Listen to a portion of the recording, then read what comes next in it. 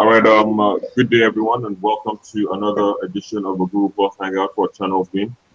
Big Summer Tires, and today we're looking at citizen engagement with the government. So a lot has been going on, and in the past, youths have been described as children of anger on social media due to the way they engage the government and even senior citizens. But then let's take a look at how that can be done differently, or if it is the right way to go, Ben.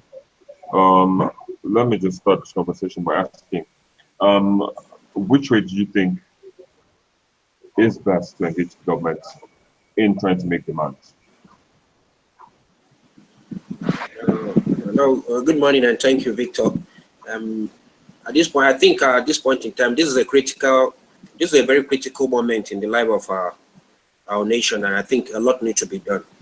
We've seen mistakes of the past, and most of the things that happened in the past is about repeating itself again.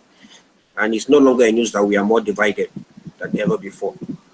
And so one of the ways we can curtail this growing menace is by engaging our political elites, those who have been representing us in government, and holding them to be more accountable in their deeds in office.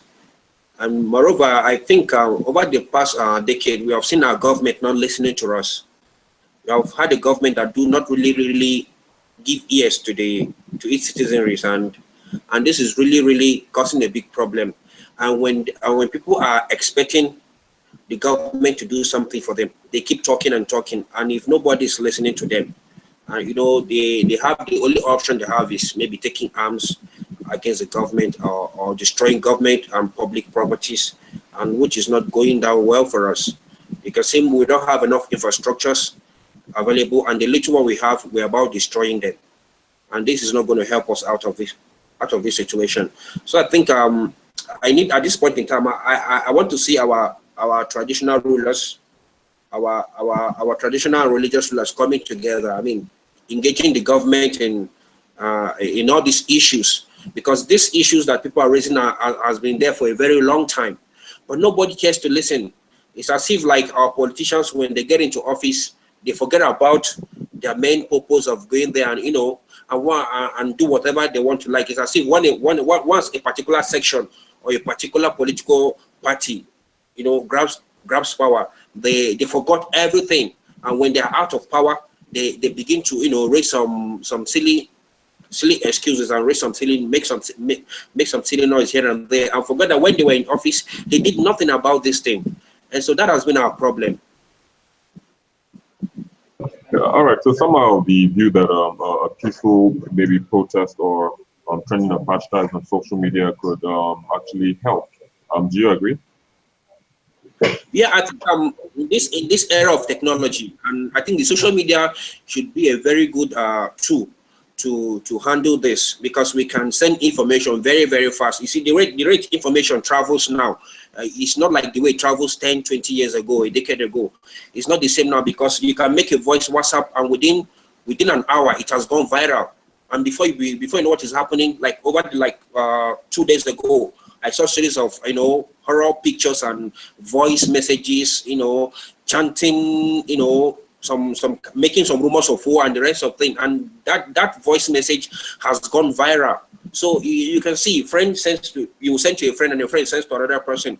I think we can begin to see how we can use this online platform to preach more, to preach peace, to bring people together. People from all walks of life, from different parts of the country, Nigerians in diaspora, can converge online and discuss this issue. Yes, there will be a lot of argument, but at the end of the day, you'll find out that you'll be able to pick 1 or 2 points that will help in resolving these issues we are having, because the online platform is becoming one of the best platforms so far we can use in sending informations, and also either we can use it positively or negatively. We can use it to create tension in the country, and we can also use it to bring peace together. Because when you watch people online, the way they make comments, like when I'm watching China's television online, and I see the comment box on YouTube, you see the kind of things people are writing there, insulting each other. You begin to think there's something really wrong with us.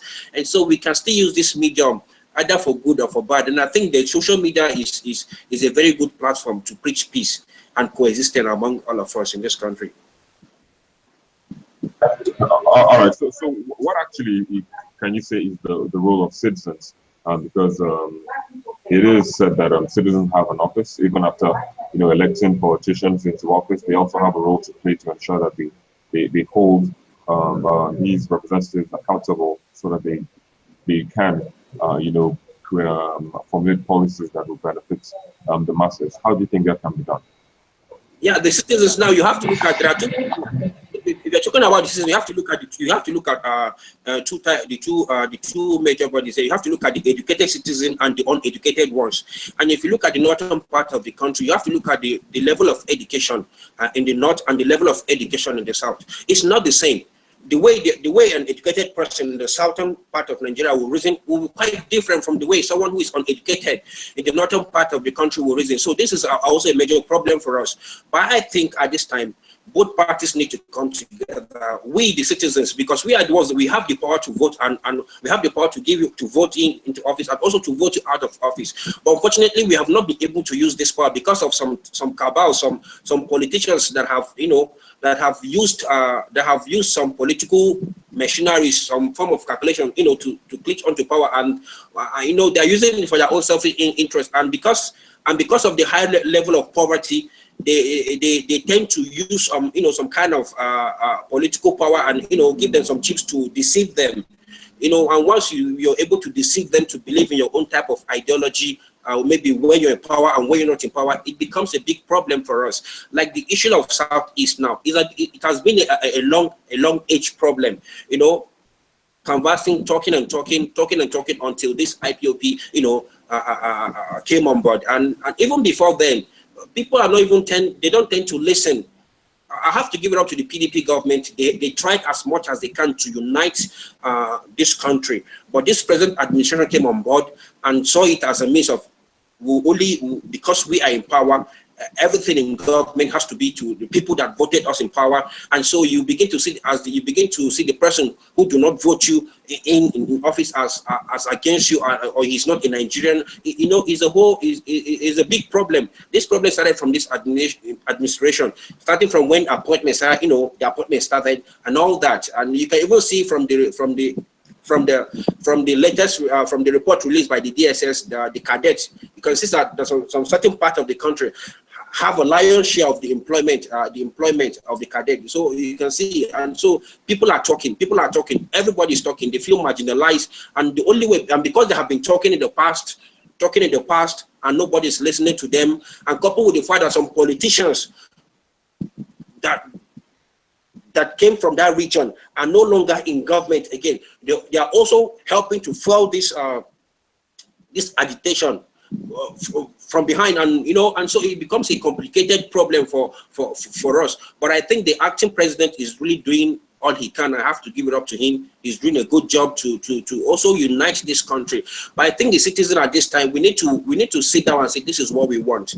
This is what we want. Who are the people to represent us? Despite the fact that they have the money, they have everything at their disposals, they can manipulate the electoral bodies to get into office, even without the consent of the citizen. It has been happening and it's still happening. So it's not a new thing for us. And that is why some of these politicians, when they get into office, they don't really care about you. Forget about what they come up and say in the open, because they know how they got into office. Tons of money, millions of dollars has been spent bribing judges, bribing electoral officers. And so for you, your vote doesn't. In fact, one of the questions you should be asking is if your vote really counts. That's the big problem there, because if your vote counts, I think these people will have some sense of human and some sense of belonging. That look, we're dealing with people who have voted us in office, and I'm here to represent their interests, and I have to do what they want, not what I really want. Because you have to think of, you have to differentiate the fact between either your own selfish interest in government or the interest of the people you're representing. And that has been a problem for us. This political divide, the ruling elite, I mean the elite, which are the real people, the big guys, the rich people, and the masses. These are the two people in Nigeria now. The elite, the rich people, the political class, and the masses, who are the poor people. And you have to look at this. These are two issues. And we are having the problem. The problem we are having now is between the masses and the elite. And if the masses can come together at this point in time and strategize in 2019 election that is coming and say, this is what we want, enough of this fighting, enough of this killing, in as much as we believe that this country needs restructuring and for us to move forward. I think we can handle this and come out stronger and better. All right, but do you see that happening? Do you see a common voice coming out in 2019 to make that demand? The common voice coming. I see. If it depends on how the acting president happens to manage this situation now, and there's still negotiation, ongoing talks, and so we are still waiting to see the outcome. Recently, he has gone to meet with politicians from the southwest and elders. I think at this time, Nigerians, the correct Nigerians today, will not want to go to war, and we are, especially the educated ones. We've seen what happened the last 50 years in the Civil War and how people lost their lives and properties. Nobody wants to go to war again. And if at all there is anyone that is drumming war, you have to look at the percentage of people who will fight this war. It will still be the masses. The poor will suffer, not the elite. The elite will fly abroad. They will take their families abroad to any part of the country and live there. And whenever you're done with your killings, they will come back and still hang on to power, either them or their children.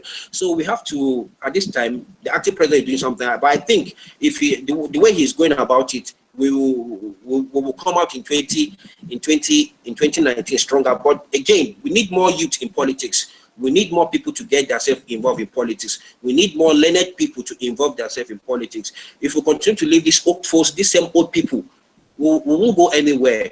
We need young people, fresh blood, new faces, educated people. We have good people all around the world. I mean, one of the problems that we have not really been, one of the opportunities that we have not been able to tap is to use our Nigerians in diasporas. We have not been able to use that our Nigerians in diasporas in the US, in the UK, who are doing fantastically well. We've not been able to use those people. If we can tap into that resources, Nigeria will be a better place for all of us.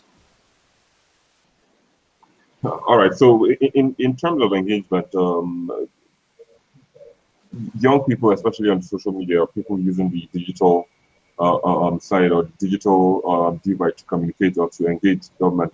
One thing that has been an issue has been the way at which they pass their message. And that led to a point where someone called people on the social media children of anger.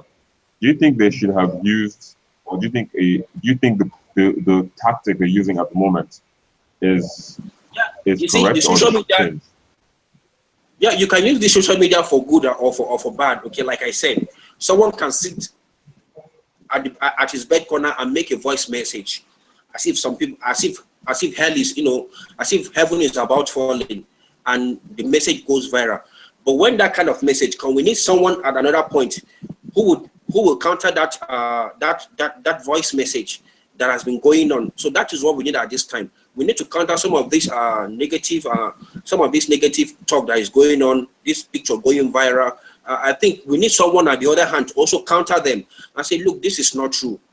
Someone needs to come out from the other end and debunk those allegations so that you don't end up creating fears in the mind of people. Over the last week, a lot of people are living in fear with the videos and the messages, the voice messages that have been flying around. So a lot of people are living in fear. And, when we continue to do this kind of thing, we have mischief makers everywhere. Online, we have people who are just out there to make mischief. Some are doing it for just their own personal reasons. Some are doing it because of that's an act of wickedness. They find happiness in doing it. They're not doing it for anything, not because they want to achieve anything, but they just want to sit down and keep getting horrible news, and that is just their own work, just mischief. They have nothing else to offer. And if you look at these people who are doing this thing, if you go and check, they have nothing. They don't even have a single structure anywhere.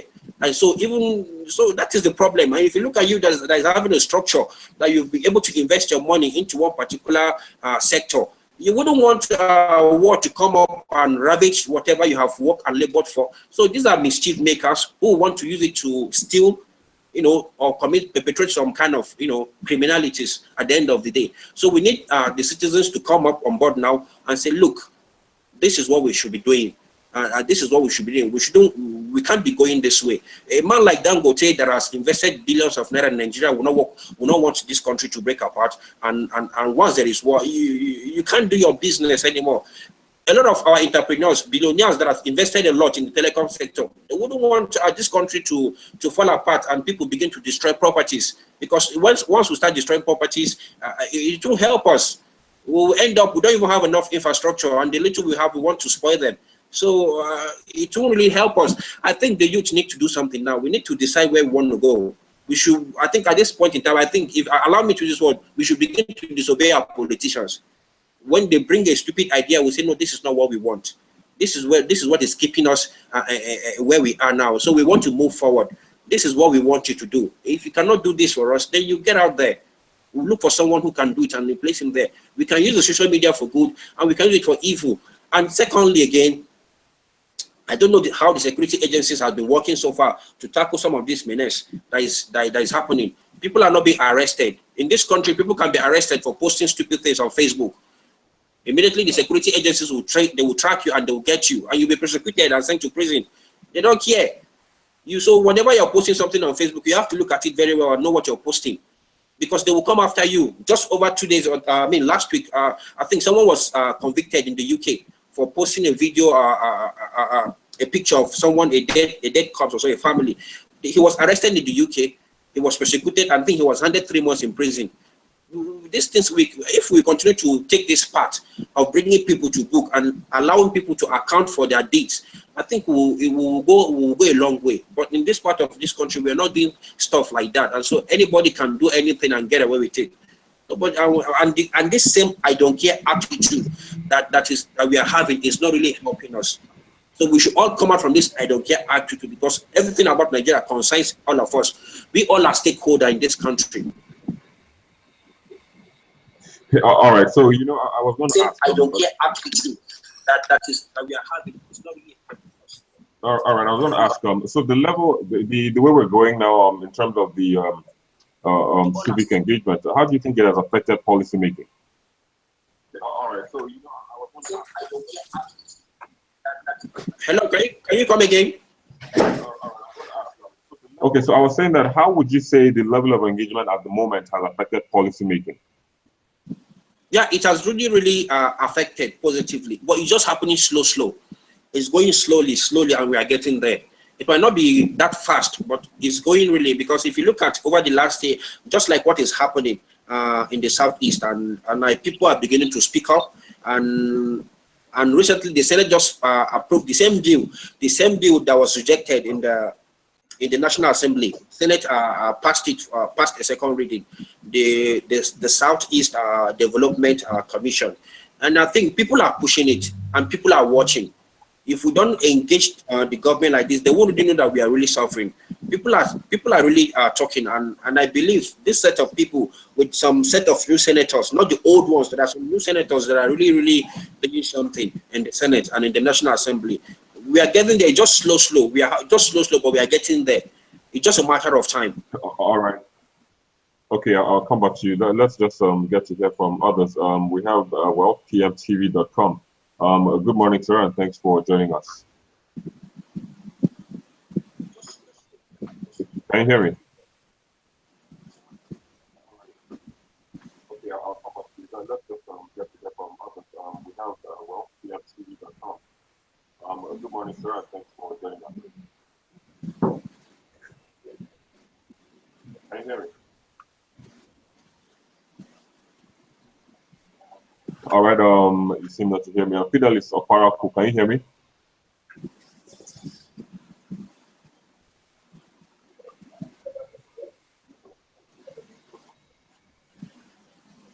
Hello, Fidelis Oparaku, can you hear me?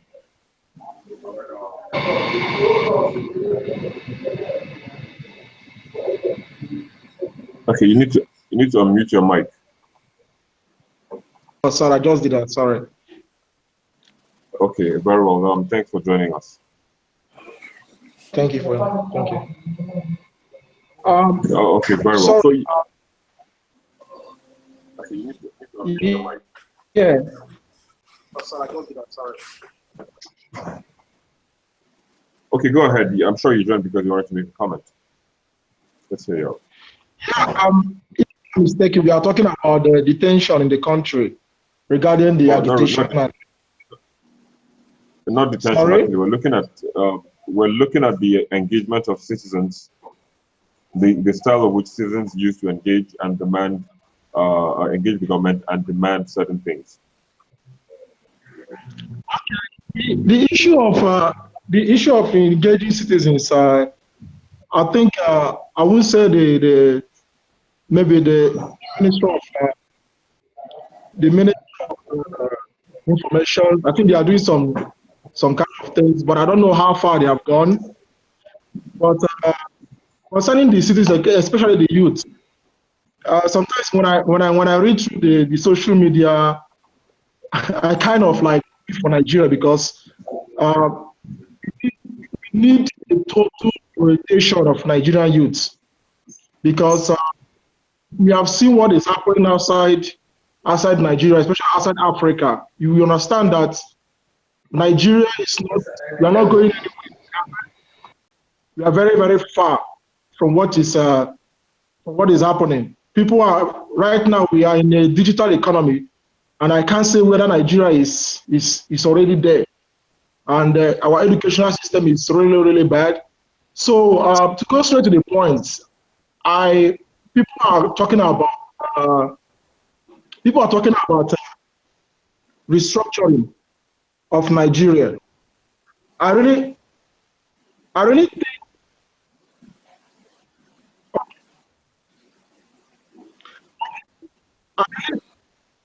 okay, I think my echo is okay.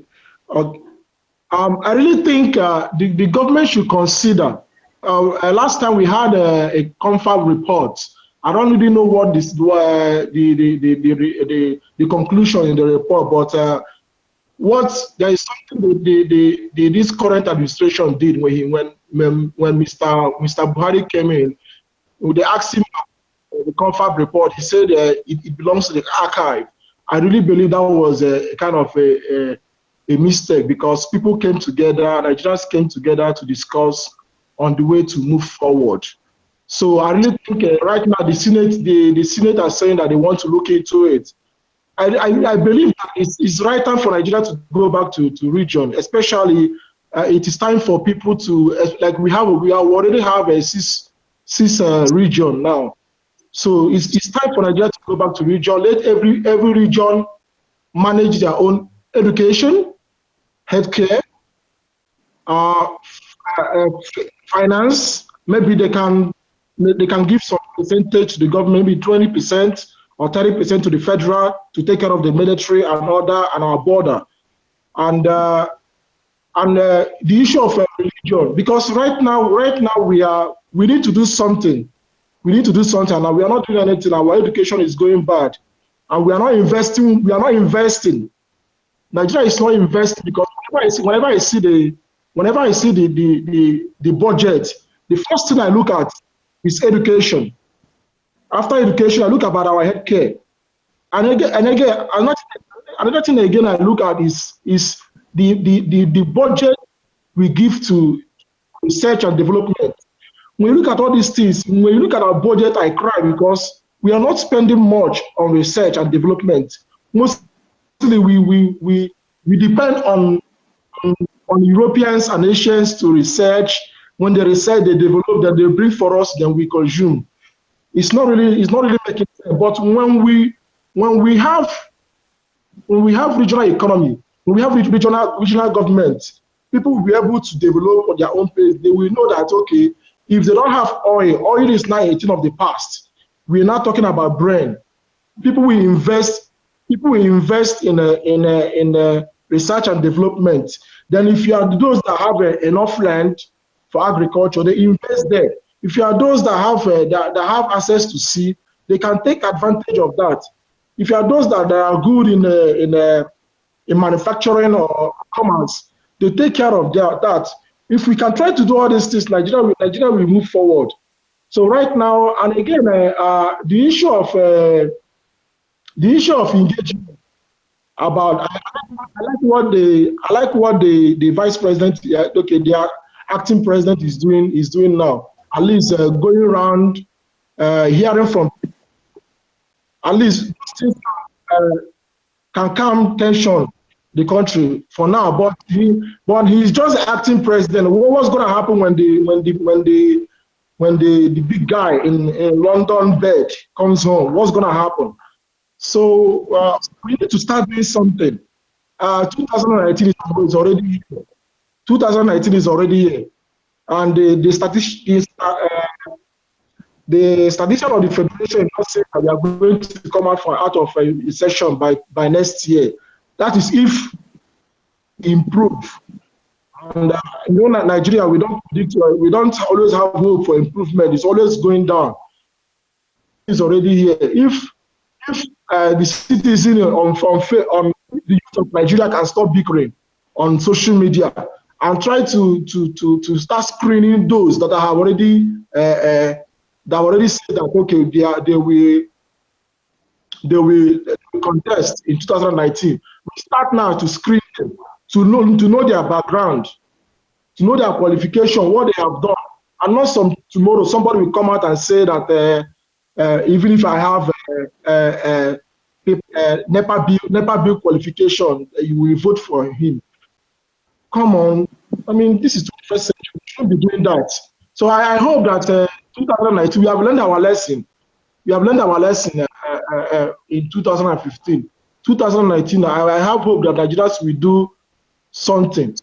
But another thing I want to say is that they say something about youth coming up to take up a political position, and they have this bill about reducing the age to run for election. We have seen what happened in France. Even France is even far away.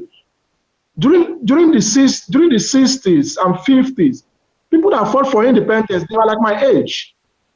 Gowon is like my age, when him and Ojukwu took us to war and tried to destroy all of us. So and people like most people in the house then, they were like in the 20s. Most of them ministers, they were like in the 20s, late 20s. So I can't see the reason why our Nigerian youth, instead of us fighting each other like Igbo fighting Yoruba fighting Hausa fighting, all those things we are doing, we should come out and say enough is enough.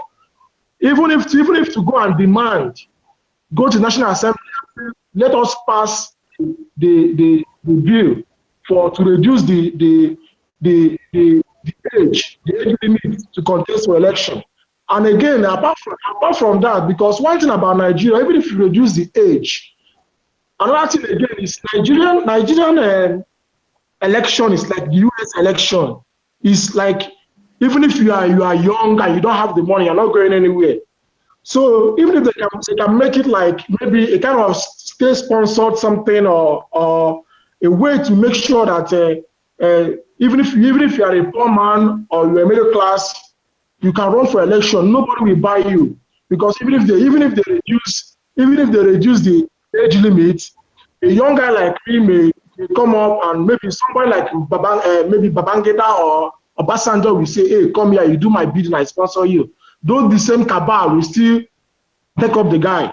So if there is a way, Nigerian youth have to come out and demand the age reduction and a way and a kind of electoral reform in terms of spending, that would be very, very nice. I think I've talked too much already.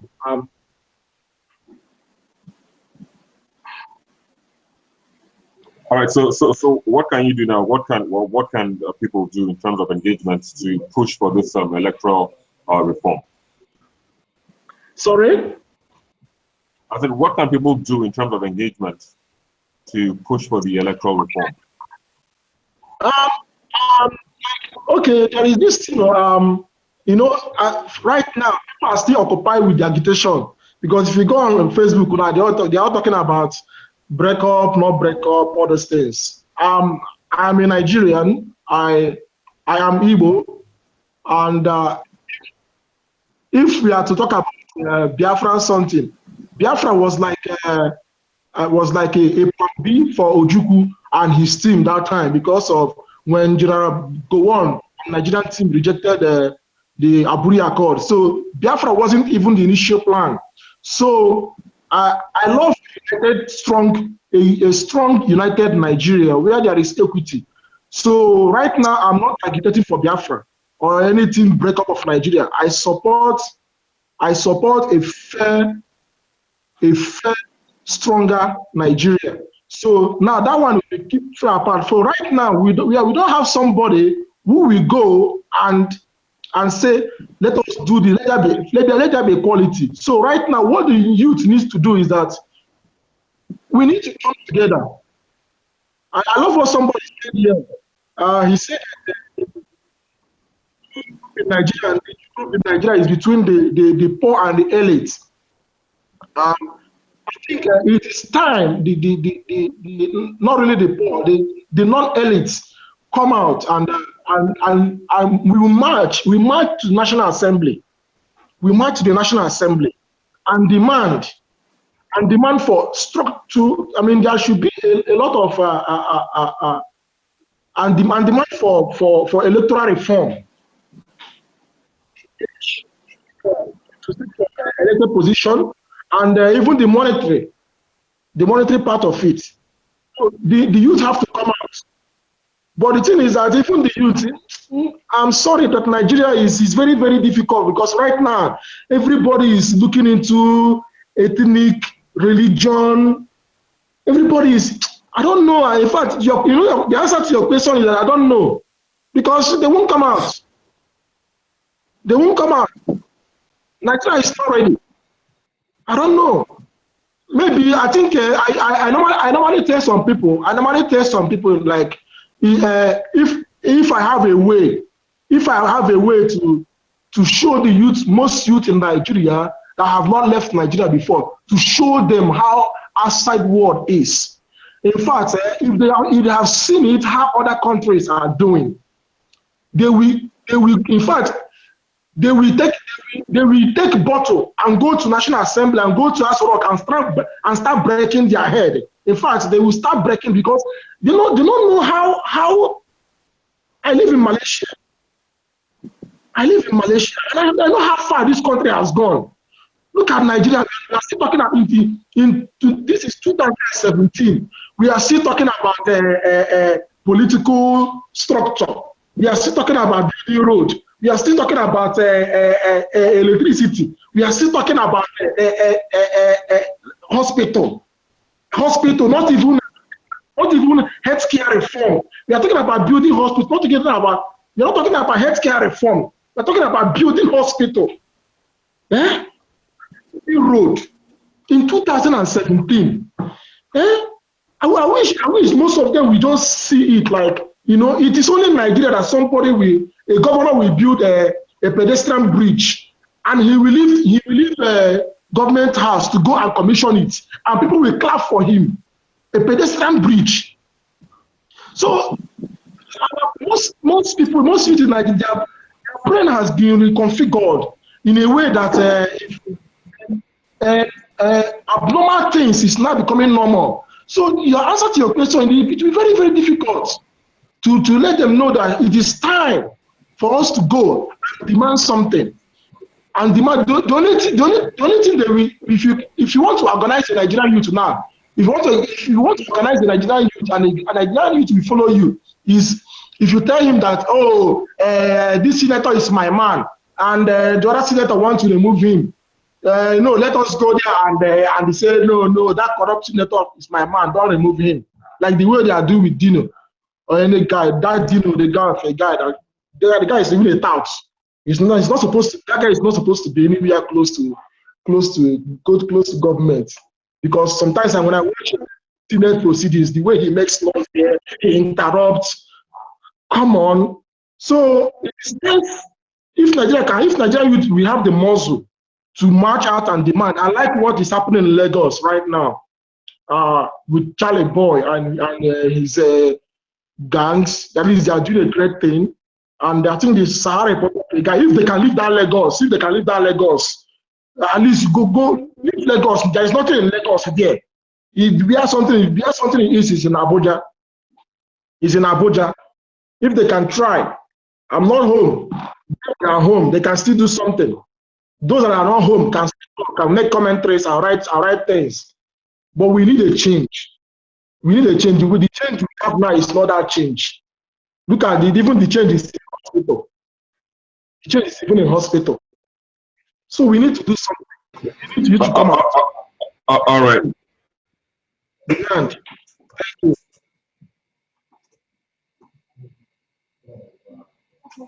All right, I think we lost Fidelis there. So sorry, Ben, you wanted to say something. We need to wrap this up quickly. Hello, Ben, if you can hear me.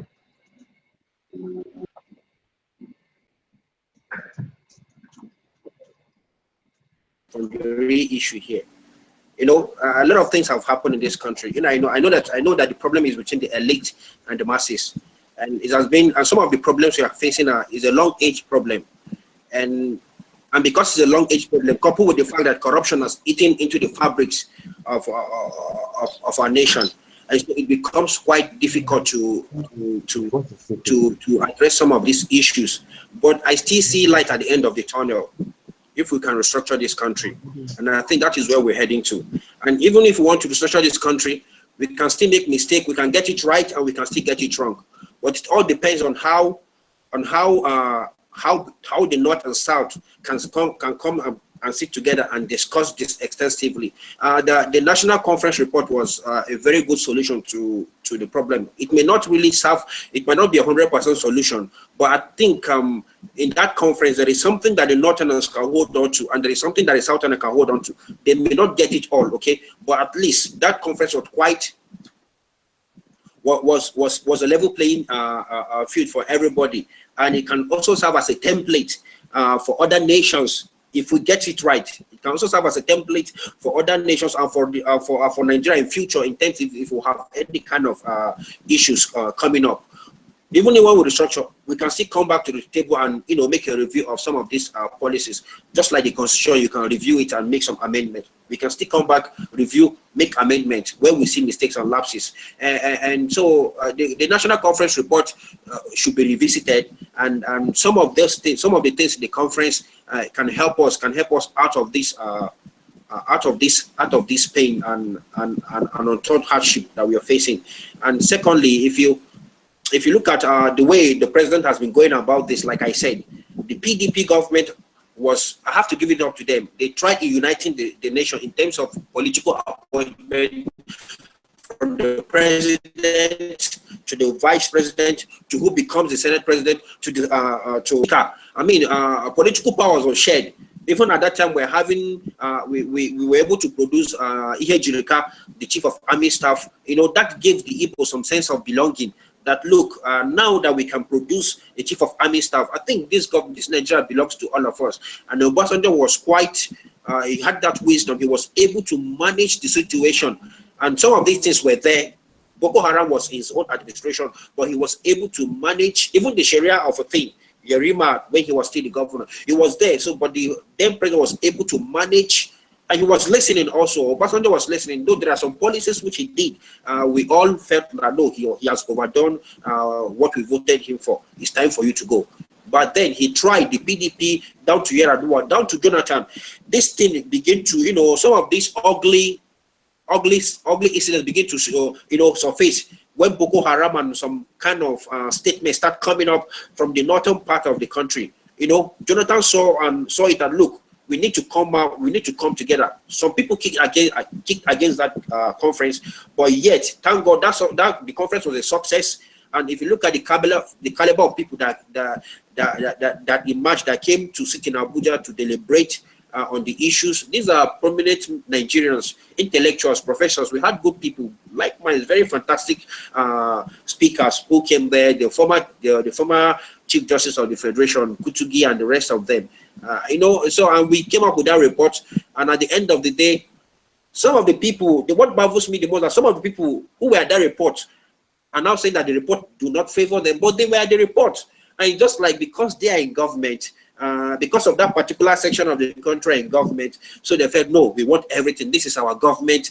Because the southern part did not vote for us, no, we will take possession of the government. We will give employment to our people. We will fix our road. We will fix our electricity. We will do this. We will, you begin to even ask yourself.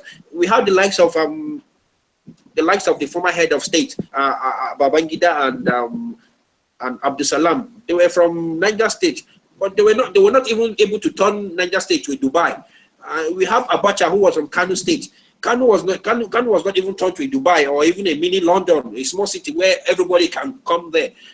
We had Gowon, who was there, nothing. So it's just, you know, we need to come together and see what we can do for ourselves. Democracy is the best option for us, and that is why we all are talking. If it was the military, I'm telling you, we will not be talking. You'll just be talking from another country, because when you come home and talk, you'll be arrested. And now that we are talking, but we have to try to see how we can stop people from taking arms, because enough of the killings.